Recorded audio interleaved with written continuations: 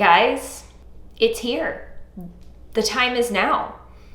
Finally, I am showing you an updated diffusing routine.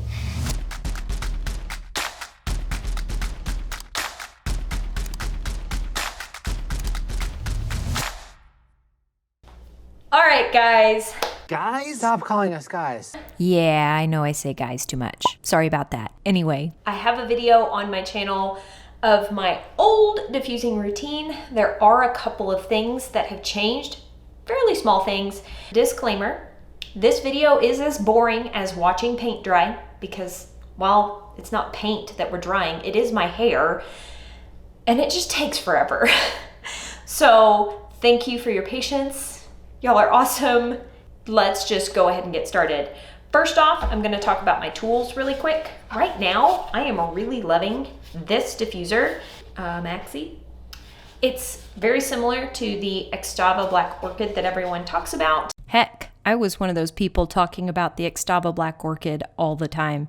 I actually dropped my old one too many times, and when I went on to Amazon to try and purchase a new one, they were actually all sold out at the time. So I went ahead and picked up the Maxi because it looked so similar to the Extava Black Orchid. So far, it seems to be a perfect dupe. And instead of gluing magnets to the back of the diffuser in order to connect it to my Dyson, which is what I did previously, I have a new system. So I have the diffuser, I have this adapter by Snozzle Pro. Yes. I take the narrow end and push it onto my diffuser. There we go. The further down I push it, the better. If I ever start having adhesion problems with the adapter, it is rubber, and I just wash it with Dawn dish soap, and that makes it much stickier. Then, to connect it to my Dyson, I get one of the concentrator nozzle attachments, and I stick it in the other end of this contraption. And you may be thinking, Courtney, that looks bulky and heavy and cumbersome. It's really not any worse than like a regular dryer diffuser situation. And I do get asked quite often if the Dyson is worth it. I just can't make myself say that a $400 hairdryer is 100% worth it when there are other tools out there that do an absolutely fantastic job. But if I'm being 100% honest, yes, the Dyson does dry my hair faster. I would say about 30 to 40% faster than a regular hairdryer. So yes, it does dry your hair faster. Is that worth $400? I don't know. But this is my setup. And now that I've talked for way too long about that, I'm gonna show you the actual diffusing routine. Right now, I'm plopping my hair in the Perfect Hair Care towel. I've talked about this towel a lot, but basically it's a microfiber towel. Now, because I've been plopping my hair for a little bit longer than I normally do, some of the curls are a little bit stretched out and wonky. To reactivate the curls, I'm gonna give my hair one more scrunch, swing my hair over to the back and to the sides, gently scrunch the back, because sometimes it's these that get kind of misshapen during my plopping process. If your hair is really prone to frizzing, try scrunching your hair with the damp section of your towel. It will help with the frizzing to some extent.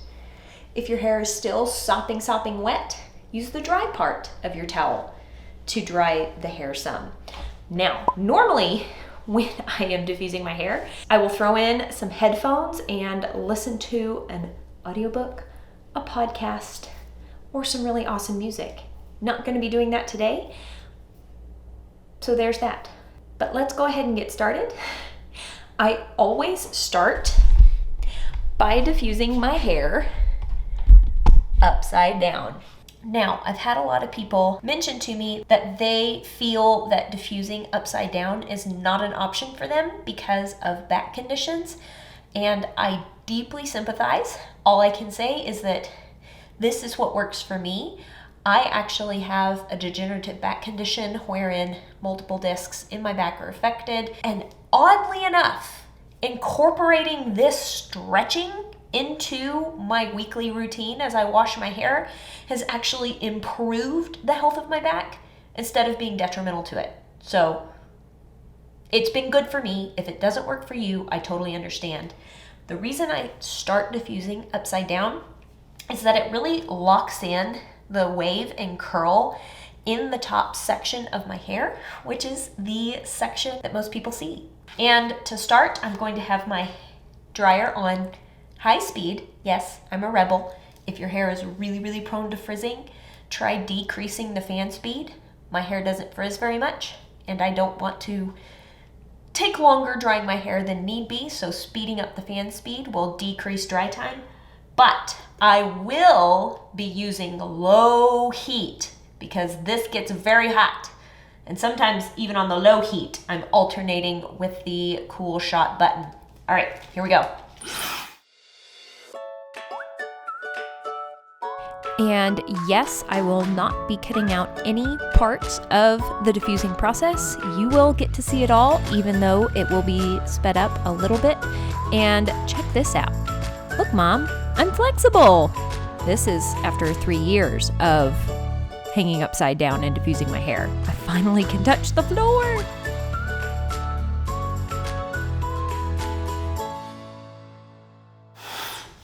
One thing I really love about this diffuser is that it's such a big bowl that I can diffuse my hair in 3 sections: middle, side, side.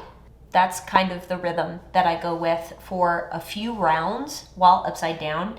I try my best to hold the diffuser in one place for approximately 60 seconds. Yes, I did used to time this because I literally had no idea how long 60 seconds was. It's a long time. So I would have a stopwatch when I was first learning to diffuse my hair to kind of get some muscle memory going with just how long to hold my diffuser in place, because that's what people said. They said to hold it in place for approximately 60 seconds on low speed and low heat. I'm using high speed and low heat. But anyway, all right, let's continue.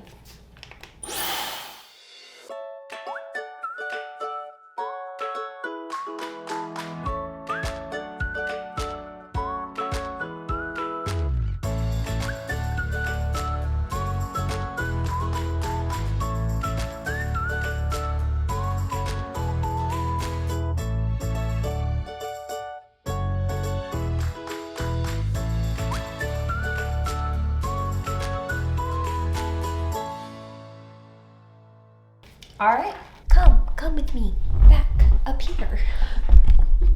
Now I'm being super gentle with my hair because it is damp, not 100% dry. I don't want to break up my gel cast. So I'm just being super delicate with my hair. And now I'm going to diffuse upright a little bit.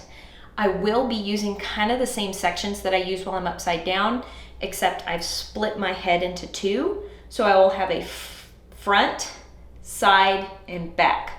A front, side, and back on each side. So there's 3 sections on each side of my head. That's my diffuser placement. I hope that makes sense.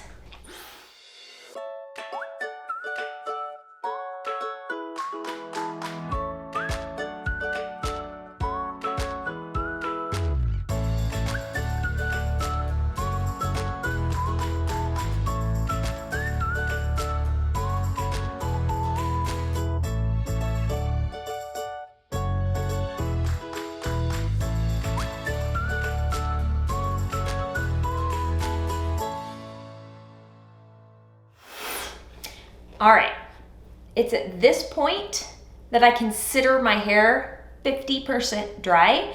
So if you were going to add more gel at this point for like a smasters technique, that's a way to increase the hold of your gel. I don't want to do that because I don't like doing that. I don't get good results that way because you have to like glaze and scrunch more product into your hair. And I find that scrunching my hair while it's damp is no way no for me. I'm gonna go upside down again, and then I'm gonna go right side up one more time. Just wanted to give you that quick note. Let's continue the diffusing.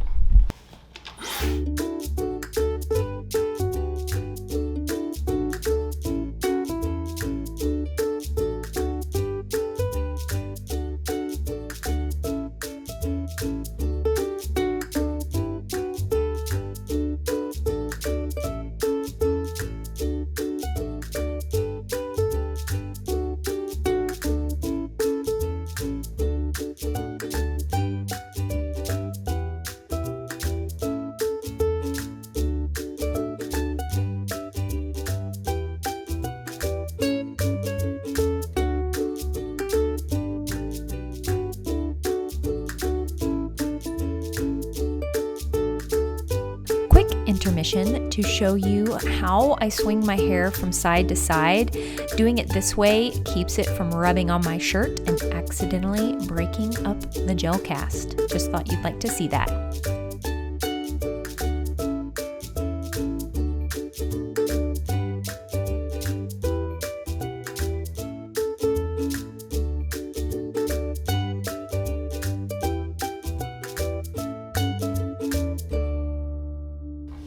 All right, and that is it for this big diffuser. Here is where my routine has changed a bit. I will now hover diffuse my hair just a little bit more. There are these sections of my hair that I can't quite get to with this diffuser by pixie diffusing. P.S. When you pick up your hair and hold it in one place with your diffuser, I believe that is technically referred to as pixie diffusing. And if you wanted to do a very strict classical pixie diffuse, you would be turning off your blow dryer, scooping your curls, turning it on, turning it off, moving it, scooping up some more curls, turning it on, turning it off. Wax on, wax off. Breathe in through nose, out the mouth. It's the most gentle way to dry your hair. I just let my blow dryer go and be on the whole time. Anyway, now I'm gonna hover diffuse just a little bit. While I'm hover diffusing, my diffuser isn't going to be touching my hair, so I will actually kick the heat up one notch. So I will be using 2 red dots of heat while I hover diffuse.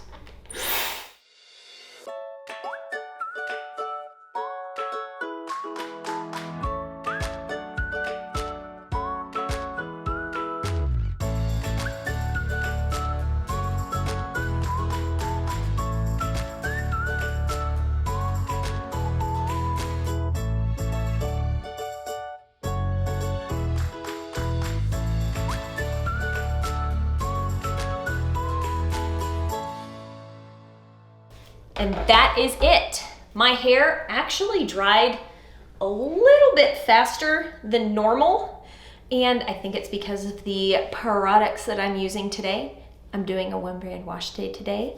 Wink, wink. You should totally subscribe and click that notification bell so you don't miss the one brand wash day coming up. I really think you're gonna like it. But that is it for my diffusing routine. My hair is about 90% dry.